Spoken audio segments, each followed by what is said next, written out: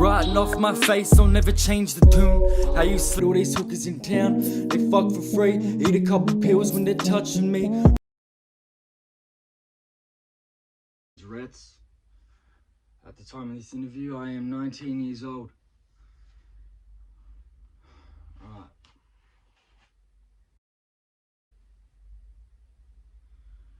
Ever since fucking real young, I felt a very isolated feeling from the community. Everyone really at school. I never had friends in primary school. Like, a lot of people claim that I did and I was a happy kid, but I wasn't, you know what I mean? I'd been fucking on Ritalin since 6 years old, so I wasn't eating. I'd be sick every day. Everyone, like, I wouldn't talk. I'd have killing headaches, so I'd always be in a shit mood, and everyone would be like, you know, what's this cunt's problem? He's a weak cunt. So I never had a lot of friends. I wasn't bullied per se, I was just very outcast. And unfortunately that carried through to high school. Where a lot of my problems got more severe. I was 13 years old, very young, and I met this girl. I think it was 15 or 14 at the time. And we got real close.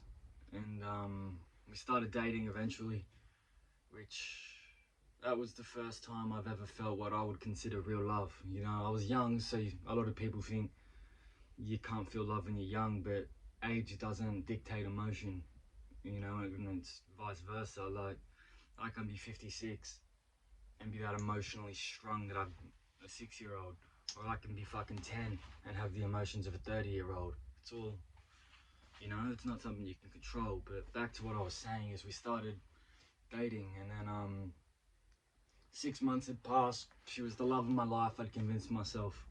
You know, no, fucking top shit. No one could ever compare to the pedestal I put her on. And I remember one day I seen her walking, holding hands with this bloke. Ethan, his name was. Shit cunt, and he was real weird cunt, you know. And yeah, she liked him, I guess. And so one day we were at school and we were fighting. We had an argument over some bullshit in the library. And yeah, she broke up with me, so I went home that day.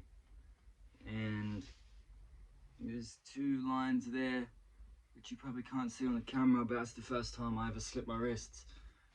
And then, so that's like the birth of HBB in itself, really. And then I didn't date again until 15, and my emotions were much stronger. Not to contradict what I had just said prior regarding emotions and age and such, but I met another girl named Georgia, and those of you that follow the music know Stone Cold. And well, same thing really. Actually, I love this girl more than that 13-year-old, and I was just an innocent kid, you know. I'd come from a very rough upbringing. My dad was a bad ice addict, abusive, never really gave me any love and was never really present. He'd pop in for a bit, but yeah, he was never a man, never a father. And so I turned to, I'm not going to name, there's certain things I can't say right now because certain people are still alive, certain people aren't, but I'm going to talk to, I turned to another man for love and acceptance, which he gave in a way. You know, I had a lot of other role models, older men I looked up to that left my life. Everyone left my life, really. There's been a whole lot of loss. But back to what I was saying, 15, dating this girl, and this man that I've looked up to and seen as a father figure, wasn't at work one day.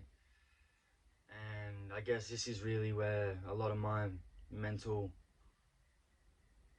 I don't want to say disorders because it makes it sound like it's some big thing, but this is just where my problems, I guess, escalated into a higher and more volatile point. I went to work one day, he wasn't there. That was on a Wednesday. He wasn't there all week, no one said nothing. Hadn't heard from him. He had a son of his own. I never got to meet.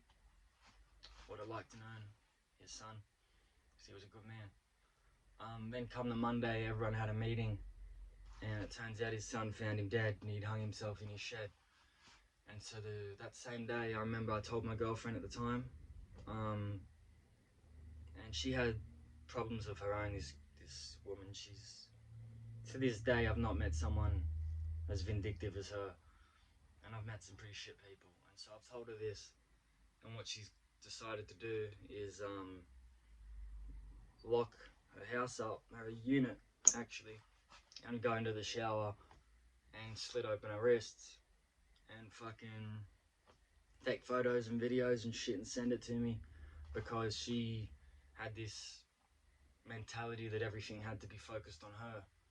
You know, it couldn't be Mark's day, couldn't be my day that something had gone wrong. It had to be her. And so that same day that I've just lost this pivotal figure to me, is I'm dealing with this shit, and I go there, leave work early, run, fucking get a train, track it through the rain there, and I'm locked out, and she's blaming it on me, blah blah blah. And I ended up fucking packing my shit a few months after and booting it the fuck out of there. And she cheated on me and a bunch of other stuff, allegedly. I don't really know. But yeah. That after that breakup, HBV had fucking truly began. I hadn't made any music, but Heartbreak Boy was something that was fucking, I decided I was never going to be a victim again, romantically. And that led to a lot of poor choices with some dangerous women. And yeah. Back to my childhood, my father. He was never a man. He was very violent. As I said, he'd pop in, pop out. I remember I was 13, and I'd just been run over by a car, actually. And he somehow, mum's called him, he somehow rocked up. A couple of weeks later, took me to the hospital. I was bedridden. Actually, we'll get into that first, and then we'll circle back to my dad. I got run over by a car. I was 13. That was the first time I ever had diazepam, which was given to me by an elder, and I was left on the couch for 2 days, unable to walk. Probably 3 days now, think about it. I had to crawl around. I actually crawled home once I got run over. Anyways, so that was the first time I had taken diazepam, Valium, which we'll circle back to that later on. But anyway, my dad, so he's come to the rescue, I guess. He's taken me to the hospital. You know, we fixed up my arm, my leg, and shit. But then he's taken me for a drive, and I'll never forget, he introduced me to Eminem, so I'll always kind of be grateful for that. But we're driving down to this house, and I'm thinking, this isn't your house. Like, I'd never seen this house, but I knew he lived out in Strathfield, and we're down in fucking Garmini. I was like, this ain't your house, mate. And he hands me a mask. And he's like, put this on, get out, and stay by the car. And I'm 13, you know, I was like, alright, I guess, you know, I just wanted my dad to love me. And so I've put on this mask, and I've waited by the car, and I won't get into any further details, because he's still alive. Unfortunately, the victim is still alive, and I'm still alive. But he's robbed his cunt. And like, with his, yeah, he's robbed his cunt. And that began kind of, I was always a troublesome little kid, you know, trying to light the school on fire, fucking stabbing people with pens and shit. Usual stuff, you know, with Sydney. Cunts are weird. And so that was my first real introduction into crime, which led into a life of, well, I've recently just got back from Adelaide. I'm charged with fucking aggravated robbery and assault, which isn't something I'm proud of. Yeah, so, you know, that wore off on me. But back to drug use, as that's the main reason I'm here today. You know, is another man I looked up to a lot as a kid. Saw as a father figure, actually. You know, I lost a daughter, allegedly, in Adelaide, and I did heroin as oxycodone, basically hillbilly heroin for the first time. Then I'd come back to Sydney, and I wasn't coping very well, and so I started smoking heroin, which I used to buy off my dad. Not my biological dad, but he was my dad. If I could choose, this man was my dad. And I'm still to this day battling with heroin, like, you know, and it's a very tricky thing, because a lot of people are against you, you know. They want to help you, but they don't know how to help you when you lose your fucking ambition and your drive for everything, and it'll kill you. It will. I fucking get this. Drugs aren't to be fucked with. I was 17 in a hotel with a couple mates, and we were all popping pills, and I was getting wasted. And actually, two of us were popping pills. Me and my good mate. Let's call him B. Me and B. B were popping pills, and I went down, and this bitch come up to me, and she goes, "I know you," and I was like, "Do you?" And she goes, "Yeah, you fucking rada rada. I've heard a couple of your songs. You did a song called 'Wake Me When It's Over,' and it fucking got me for a lot." And I was like, "Yeah, that's me. Hi, I'm Retz." And so me and her, off our faces, went out driving. Drove to some lighthouse down in Wollongong, and we were just kind of kicking back there. Her boyfriend to this day still messages me asking if I fucked her. Didn't fuck her. Anyways. And then I get back to the hotel, go back up to my room, and they're all kind of filming my mate B. And he's not moving, he's unresponsive. And I'm like, what's going on? These cunts. He's overdosed and he's there fucking paralyzed, spitting blood out of his mouth. And these cunts haven't called an ambulance, haven't called me, haven't put him in recovery position, haven't done shit but sat there and fucking film him. I don't know if it's because they were scared of the cops or what, but I come up there, I lose my shit. I have to get the clothes off him. There's blood on him from him coughing. I had to carry him into the bathroom and help him vomit out the fucking drugs. We'd been sold fucking fentanyl. You know what I mean? Like, there's a lot of people that you're going to think are your friends in life, that they're not your friends, they're not going to help you. They will let you die. And it's fucked up to say that, but it's very true. And so that girl I was driving with, whose boyfriend to this day still messages me, if you're watching this, I could have fucked her. I didn't fuck her. I'm a saint. You're a gronk. Anyways. My musical fucking inspiration surprised a lot of people, because a lot of people expect me to say rappers, but I think some of the biggest influences to my music and to be able to speak through pain was Nirvana, particularly. Kurt Cobain was very, I see a lot of myself in him actually, and so that was very,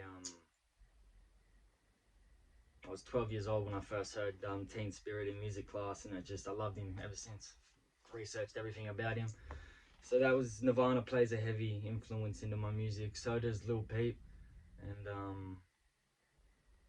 honestly, my goal is to kind of be the Oz rap equivalent of Pain. You know, Husky's like that too. I look up to that man quite a lot. I'd love to actually have a conversation with him. But yeah, Nirvana, Lil Peep, and Eminem, those three were very pivotal to my early writing days. As I said earlier, my dad introduced me to Eminem at 13, so I started writing at 13. Mark killed himself when I was 15, and at 15 I wrote a song called Bloodstone, recorded it, and then did nothing with it, hated it. To this day, I fucking hate that song. It was so shit. All my early songs were terrible. Like, I was homeless, recording in fucking backpackers. I used to break into the back of cars, set up a little Rode USB travel mic, and recorded all of fucking Sinking, and We All Die in the End. Those two albums were recorded like that. And then I get Gronks hit me up about the quality of songs, and it's like, fuck you don't know what I've been through. Anyway, I'm off topic. 13, I started writing. 15, Mark died. Yep, that's where we're at. Recorded Bloodstone, hated it, and then I think I was 17. Yeah, I was like, fuck it, I'm not gonna get found by just sitting in my room doing nothing with music, so I dropped it. Did good. Then I left it for a bit. Then I wrote Knock Knock after the Bonnie to my Clyde and I broke up. She was, I won't get into her, that's a story for another day, but she was a true ride or die bitch. So I wrote Knock Knock for her. That's still out on all platforms at the time of this interview. And I met a man named Owen. Sick cunt, makes music himself. Shout out OJC, nameless, Noose. But yeah, he told me drop it, it's not perfect, but it's gonna get your buzz, and it did. Got me a little local buzz. guess. And then I was watching a complete video, Mr. Nice Guy, and I saw some man struggling in the comments. I messaged him a link to Knock Knock, and to this day, he's one of the most influential people in my life. He keeps me going with my music. Shout out Jezza, because I know he's going to be one of the first to watch this and share it, which is just amazing when you think of it, really. But yeah, I've come from a background of a lot of neglect and a lot of abuse, which has led me to be who I am. And I talk about how I've had my heart broken. I've done the same thing to girls, you know. I've been shit. I've taken my problems out on them. Even now, this girl that I ran off to Adelaide to fuck another bitch. She got pregnant, killed the kid because I'm a rapper, apparently. I've come back, and the chick that I was with before is guiding me through this fucked up addiction, man, and she's the only one I've got that's helping me. You know what I mean? Everyone else is either mad at me or fucking selling to me. And she's still there, and I've put her through hell. Like, she's the biggest heart in the entire world. I could never sit here and say a bad word about her. And it's actually out of respect to her that there's a lot of things I'm not going to mention today about Adelaide and stuff I was doing there. But, yeah. The first time I tried to kill myself, there's only been one very serious. I was slit wrists. I used to cut myself while a girl at 15 would watch and cut as well, which was quite fucked up. But my first serious I want to die attempt was just under 2 years ago. I had dropped We'll Die in the End. No, this was before that even come out. I just dropped Knock Knock and I was having problems internally. And I went to a hotel with some mates, the Harp Hotel down in Wollongong. And they were all downstairs. Everyone was having fun, and I went and I watched them. I was smoking and I could see them. And I was like, they're all really enjoying themselves, you know, they're all having a good time.